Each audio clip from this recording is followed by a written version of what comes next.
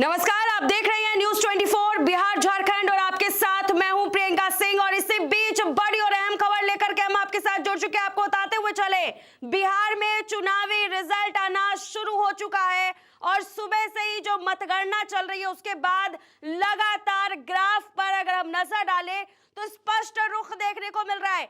NDA की तरफ भारी बहुमत देखने को मिल रही है तो दूसरी तरफ महागठबंधन को एक बार फिर से बड़ा झटका लग सकता है।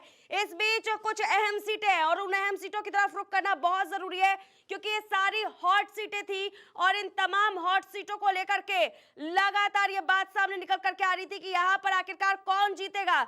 असमंजस की स्थिति थी और कल से लेकर के अभी तक हम जो तस्वीरें देख रहे हैं उसमें तमाम जगह पर तैयारियां शुरू हो चुकी है।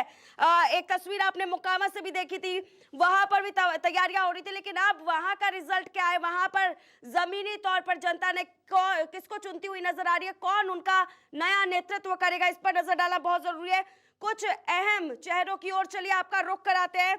सबसे पहले आपको बताते हुए चले, यहाँ पर कुछ बड़े और नामी चेहरे जैसे कि तेजस्वी प्रसाद यादव एनडीए की तरफ जो है उनका एक मुखर चेहरा रहा है और महागठबंधन के सबसे बड़े चेहरे होने के नाते, सीएम फेस होने के नाते यहाँ पर देखा जा रहा है कि उनका ग्राफ उछाल पर है। तेजस्वी यादव जो है वो आरजेडी की तरफ से चुनावी मैदान में थे, आप सभी को यह चीज जो है वो बखूबी मालूम है। और इस वक्त जो उनका ग्राफ देखने को मिल रहा है वो हाईएस्ट पॉइंट की तरफ जा रही है।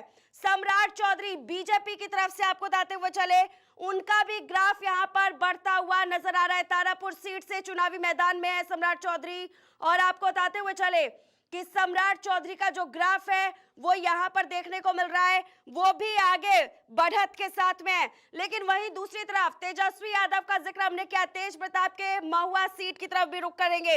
उनकी सीट पर आपको बताते हुए चले, चुनावी मैदान में तेज प्रताप यादव का जो ग्राफ है वो डाउन हो चुका है। हजारों की संख्या से तेज प्रताप यादव का ग्राफ जो है वो डाउन होता हुआ नजर आ रहा है।